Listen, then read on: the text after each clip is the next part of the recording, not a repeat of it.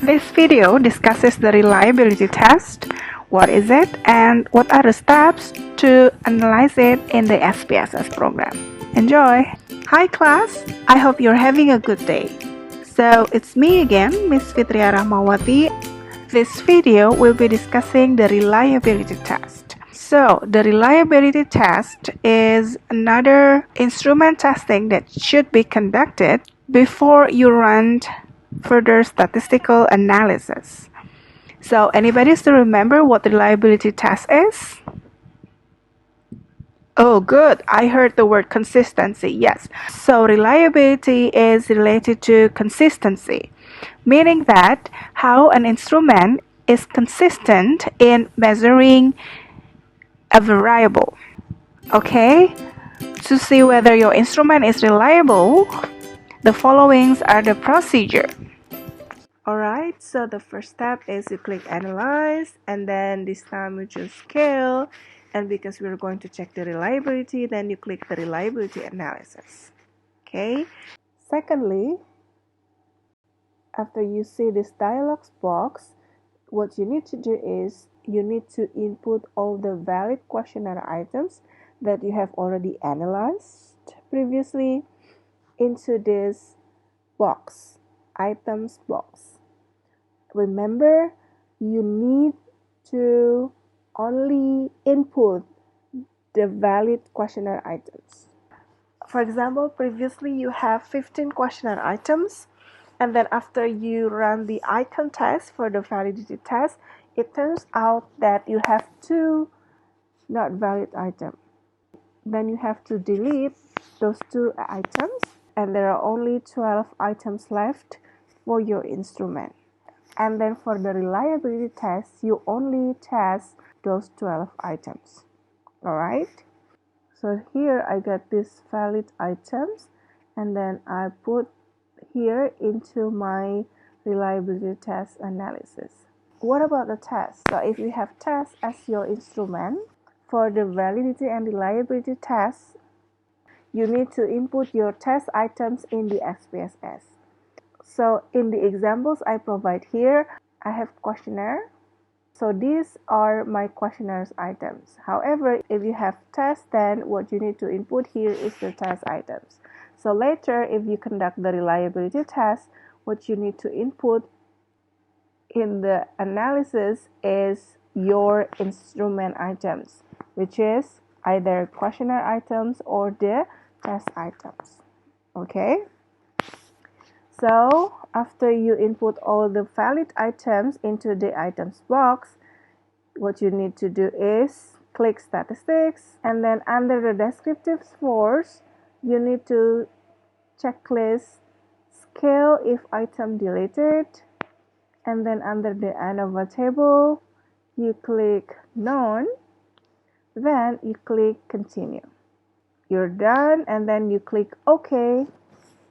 Okay, let's wait for the results. Since we run the reliability test, then the SPSS will show you the result of the reliability test. And we have some tables here. We have case processing summary table, we have reliability statistics, and we have item total statistics. Now, which one should you refer to? The first one that we need to check is this small table, which is the reliability statistics. It shows us 2 information. The first one is the total items of our questionnaire, and then the score of the Cronbach's alpha from those total items. So here I have 12 items, and the Cronbach's alpha value for those 11 items is 0.832. If you see here, I have 11 items, while actually in my data I have 1, 2, 3, 4 until 12. It should be 12. However, when I run the validity test, I have 1 items not valid. That's why I don't include question tag. So the total is 11 items. Now, if you still remember, I explained in my video the quantitative data analysis part 1. There I provide guidelines for the reliability test according to the alpha coefficient. Okay, so your item is considered reliable if the Cronbach alpha coefficient is more than 0.7. Then your item can be considered reliable. Okay, let's see here. The Cronbach alpha of the total items is 0.832. It means that my items are reliable, or it belongs to the highly reliable, because the score is between 0.8 until 0.9. So that is considered highly reliable. Okay, how if the Cronbach alpha coefficient of the total score is less than 0.7?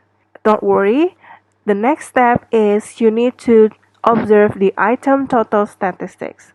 What needs you observe is this coefficient, which is Cronbach's alpha if item deleted.